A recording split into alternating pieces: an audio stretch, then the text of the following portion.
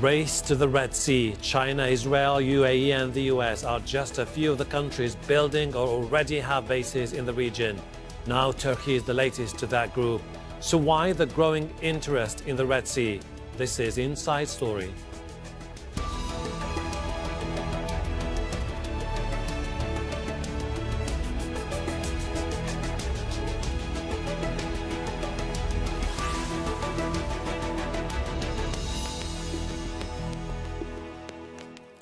Welcome to the program. I'm Hashim Al-Barra. The Red Sea has long been one of the world's most important trading routes. It's a vital link between Asia, Africa, the Middle East and into Europe. Everything from oil to food and naval vessels pass through it, and countries including Saudi Arabia, Sudan, Yemen and Egypt all border it. But in recent years, several states have been increasing their presence in the Red Sea.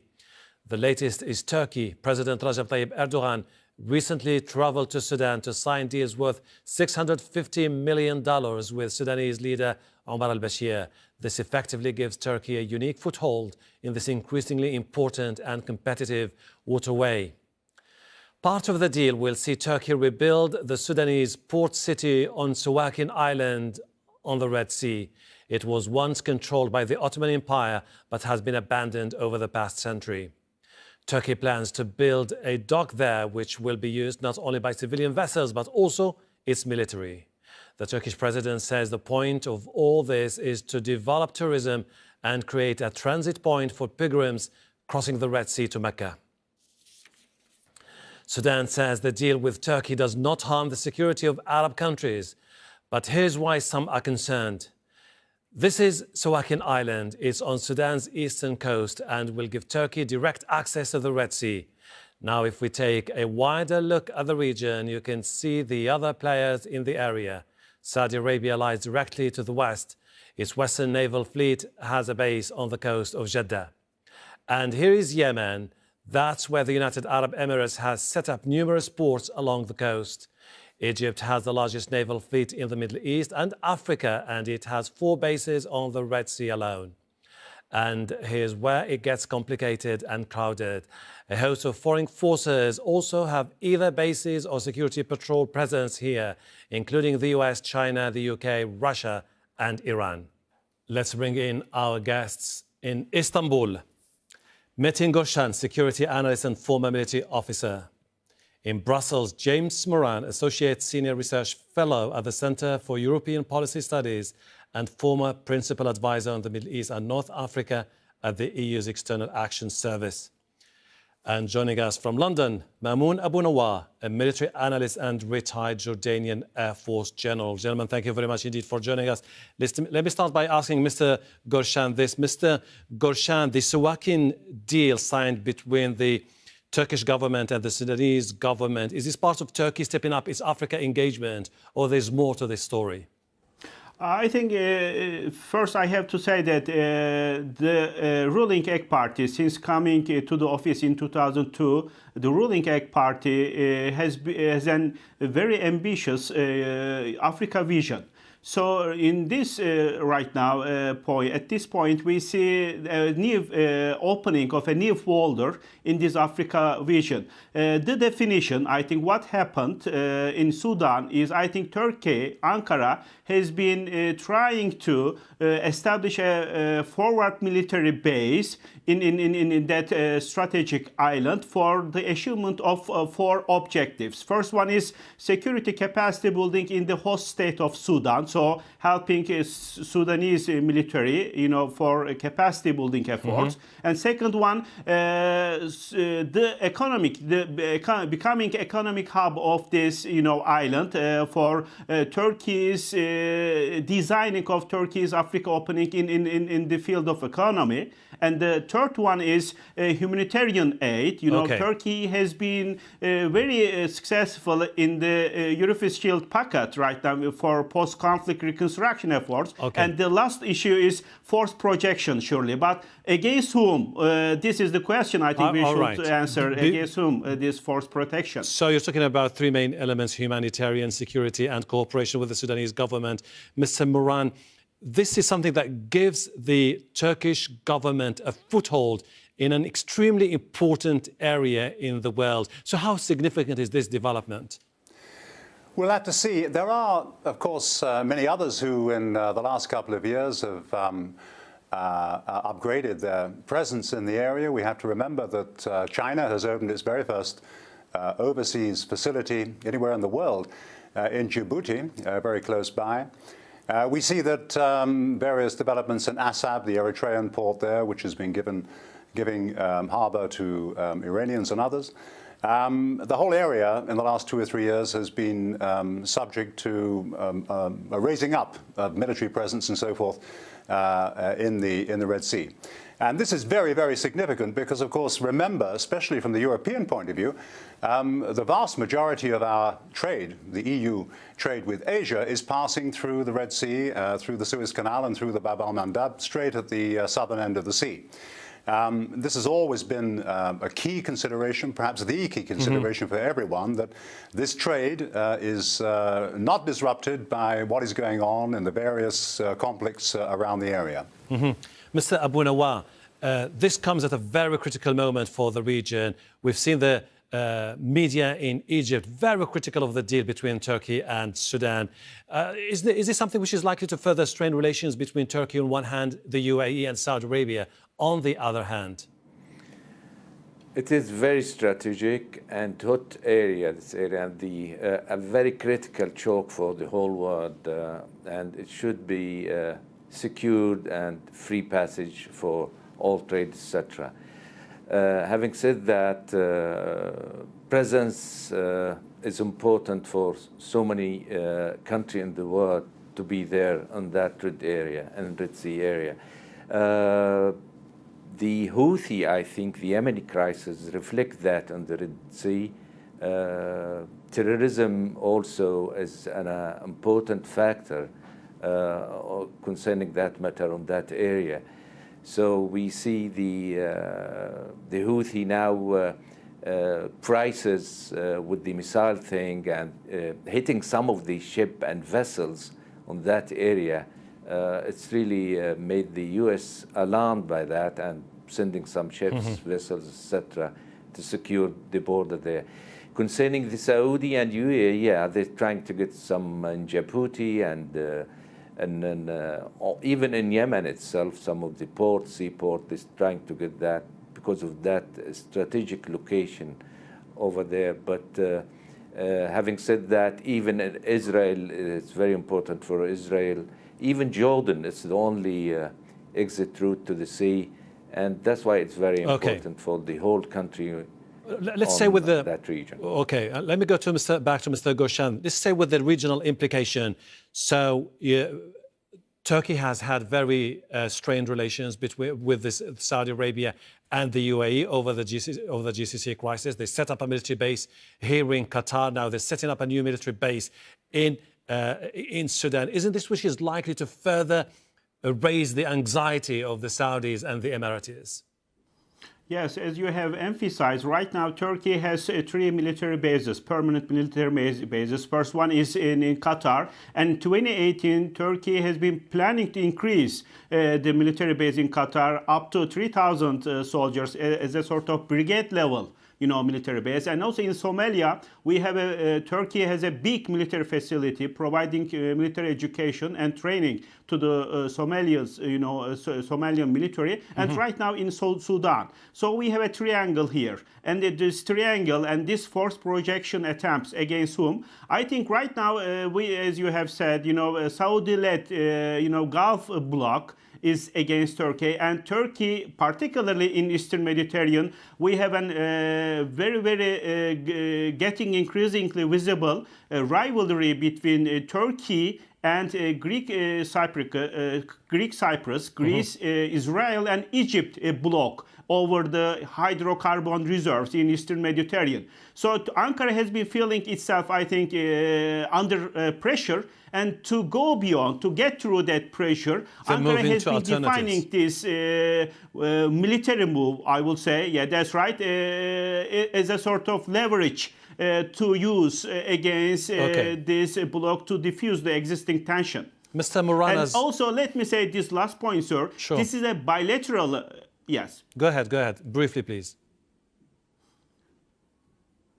This last point is extremely important. What we are here talking about is not an regional alliance building effort. What we are talking here is an bilateral military cooperation between two countries. So this issue of bilateral military cooperation comes with a package of risk that Ankara has to delicately manage. We will talk about the challenges ahead. Mr. Mourran, you served as principal advisor on the Middle East and North Africa at the EU's External Action Service. You've served in many countries in the region. The reason why I would like to focus a little bit more on the regional implications, because let's just look at what's been happening over the last few months. Egypt hands over the sovereignty of two main islands on the Red Sea, Sanafir and Tiran, to Saudi Arabia. Saudi Arabia decides to build a mega city on the Red Sea. United Arab Emirates acquires more naval bases in Eritrea, Somalia, and also in Yemen. Now the Turks step in. Isn't this likely to further raise the concerns about how to move forward in one of the most important and extremely volatile areas in the world? I'm not sure those particular developments will necessarily raise the tension. The tension's already very high. The main worry at the moment in terms of maritime security in the region must be the conflict in Yemen. We've already seen, and one of your other speakers has mentioned, we've already seen some attacks on shipping and military and one or two commercials as well a year or so ago. Should desperation set in, certainly if there should be an attack on the port of Hodeidah anytime soon, we can expect perhaps more of that to come. That, I think, is the number one issue at the moment, and how best to solve that. Well, of course, the best way to solve it is to try to get a political path forward on the conflict in Yemen. For the EU's point of view, of course, we fully support the efforts of the UN Special Envoy. We also contribute through the European Union to Operation Atalanta, which is still going on. It was originally set up to fight piracy, of course, in the Gulf of Aden, but it's in the area, and it's got a mandate at least until the end of 2018. And we are very concerned about that. All of these other developments taking place are significant in such a sensitive area, and everybody will be watching everybody else. But I think the conflict in Yemen has got to be top of the agenda. And related to that, isn't it about time that the countries, the littoral countries of the Red Sea, together with everyone else with an interest in the area, comes together to try to improve somehow the regional coordination between the different military services, security services, and indeed the commercial interests, so that we can have a more stable picture going forward, because this is an absolutely vital seaway, which is going to be for certainly for the rest of this century at least. Mr. Abu Nawar, on the Yemeni issue, Saudi Arabia has been accusing Iran of using the Houthis as proxies to further destabilize the region and control strategic ports in Yemen. Isn't this something that could add to the confrontation which is underway between the Saudis and Yemenis, between the Saudis and the Iranians in the region? It is. It's an extension of conflict between Saudi and Iran in Yemen, and it's going to stay like this. But I think with the Houthi launching missile over Riyadh, etc., we might see some interference from regional. And they need to freeze that conflict, in actual fact. Get the food, medicine to these people. I mean, it's a catastrophe what's happening in Yemen. And I think the conflict might stay on for a while, but they need to freeze that conflict and get together a new state structure for Yemen, a new election, and etc. But it will take a while. But as your previous speaker said, this is a very hot area, everybody, and full of activity, military, commercial, and etc. And the Yemeni crisis will impact. What scares me is if they mind it or they start using the suicide boat, small boat, they're very agile, these tactics, or using missile hitting these ships. So we might have some reflection on that. Okay. And the Yemeni crisis, as I said, It is one of the top priorities now for the international community. Mr. Gulshan, the Africa is quite obvious now that it's becoming central to the Turkey's global expansion strategy. But this is something that could come at a cost because, I mean, for you to be able to maintain footholds in different parts of Africa, particularly the Red Sea, you need to spend more on infrastructure programs. Can Turkey afford that at a time when its economy has been facing a crisis? Yes, I mean, this is a question directly related to hyphens between Ankara's intention, its rhetoric, and its capacity, you know, and we see a sort of widening gap between Ankara's rhetoric and its capacity. But right now, I would say that considering Turkish military's, you know, current posture, particularly the Navy's current posture, I think Ankara can do that. But at the moment, but can Ankara maintain this in a sustainable fashion? I think this is the question that we have to ask. And also, let me say this domestic socio-political side of the story, which is, I think, extremely relevant when explaining Ankara's recent move of forward military basing in Sudan. Right now, in 2018 will be an election year, Ankara, in Turkey, and the emotional reality in Turkey, the things that you think is not relevant right now, the things that how you feel in Turkey is extremely important. So for the decision makers, they need a nationalist and, you know, to some extent populist discourse. So the Turkish people, you know, they know and they recognize this sort of military moves abroad as a part of embodiment of the national pride. So it's a good point for domestic political consumption. The second issue, civil-military relations in Turkey. Right now, we have some tensions between the military and the civilian elites after the July 15, 2016 coup attempt. And these sort of moves, you know, the creation or establishing a military base abroad is a good point to diffuse the existing tension between the military elites and civilian elites. So this provides a room for cooperation for the civilian and military elites, which is good for Ankara. And the last issue is operational military technology side of the story. Turkish military, particularly Navy, has been trying to improve its capabilities in the fields of naval aviation, and also marines. So Turkey has been planning to procure a light aircraft carrier. So Turkey has been trying to give more agency to the Navy for the global force protection, force projection. So Africa is an important area for Turkey's navies to concentrate more in 2020s. Mr. Moran, Russia has also expressed a desire to set up a military base in Sudan. I mean, this desire expressed by the Russians, the presence of the Chinese in places like Djibouti, Djibouti is an interesting case where it has a French naval military base, an American military base, and also a Chinese naval military base. This interest in Red Sea, is it because of its geostrategic importance, shipping oil route, or it gives any key player major stakes in major issues, including the Middle East and also the oil shipping route? Yes, I think it varies a little bit. But remember, for China, that route is not important for oil and gas. It goes out through the Strait of Hormuz the other way. But it is very, very important, as I said earlier, for Chinese trade with Europe, which is huge. We're talking 600-700 billion euros a year in trade two-way between China and the European Union countries, plus other countries in Europe not members of the Union.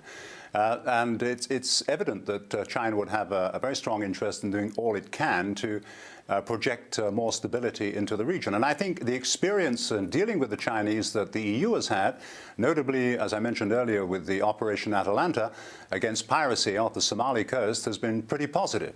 That interest is one thing. The interest of others it varies. I mean, for France, obviously, there are big interests in terms of its operations in Africa and the Horn of Africa, apart from its role as a key European Union member state.